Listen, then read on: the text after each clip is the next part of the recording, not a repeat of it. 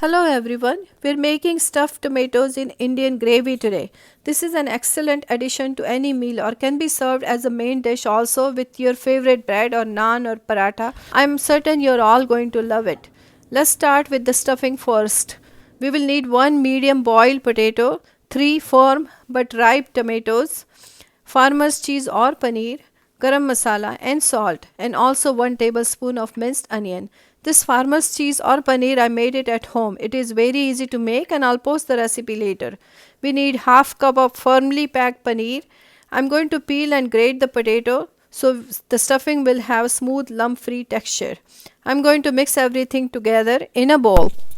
Let's cut the Roma tomatoes in half and hollow it out with the help of paring knife and a spoon. We need to remove the juice and seeds. I will be using this pulp and juice in the gravy and will not waste it. I'm slicing the bottom pointy part of the tomato so it sits well in the pan while we cook them. Let's sprinkle a little bit of salt on the tomatoes and then stuff them with the mix we just made. I'm adding plenty of stuffing, packing it down well so it looks like a mound of stuffing. So each half should have a plenty of filling. So the filling is done. Let's set those tomatoes aside and work on our gravy or the sauce. I have a small onion, half, or if you have a big onion, you can take 1/4 of the onion. I'm using this tiny blender jar. So we'll be blending chopped onion and tomato pulp first to make it really smooth. And then when onions and tomato pulp is blended together well, we are going to add the cashews. I have 8 full cashews here. You can also use the broken cashews or cashews halves, whatever you have it on hand. After blending the cashews also with the gravy, we are going to add the spices.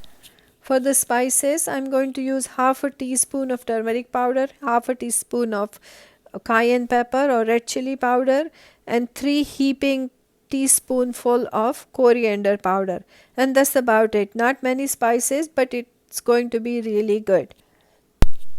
So let's blend it all together to a smooth paste and then set it aside.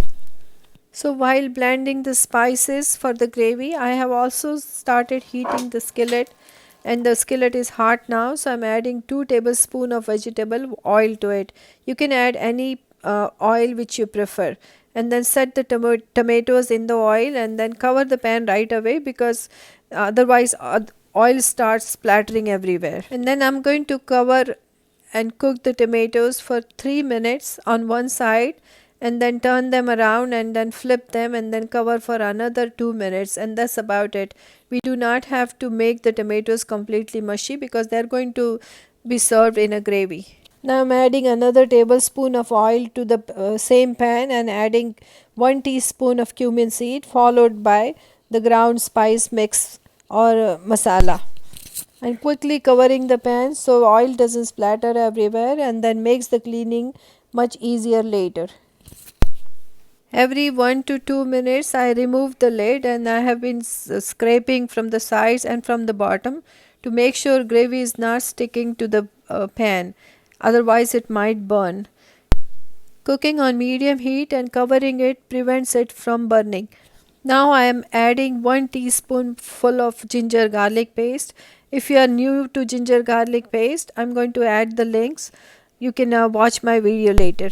Ginger garlic paste also have to be fried in the gravy or cooked with the gravy. So we will cook it until the raw smell of ginger garlic paste is gone. It will take about 2 to 3 minutes. It took me about 8 to 10 minutes in total to make this gravy. Now it's almost ready. So we're going to add half a teaspoon of salt and 1 tablespoon of kasuri methi. Kasuri methi is a dried herb. You can easily find it in any Indian or Asian grocery store. It has a strong flavor, but it's a game changer. Also add the remaining tomato juice if you have any and then stir it again. Now it's time to add little bit of butter and cream. I'm adding 1 tablespoon of butter, salted or unsalted, whichever you have it at home, and also 1/4 cup of half and half. You can either use full cream, light cream, or half and half, whichever works for you. Either way is going to taste really good. Once the cream and butter well mixed in and it looks like a smooth gravy, at last we are going to add 1/4 teaspoon of garam masala. We already added 1/4 teaspoon in the filling, and then we're adding 1/4 teaspoon at the end. Garam masala is quite strong, so we use it in very small amounts. I ended up adding another tablespoonful of butter to the gravy. I thought it was not enough. Also, to balance the consistency of the gravy, I'm adding half a cup of water to it.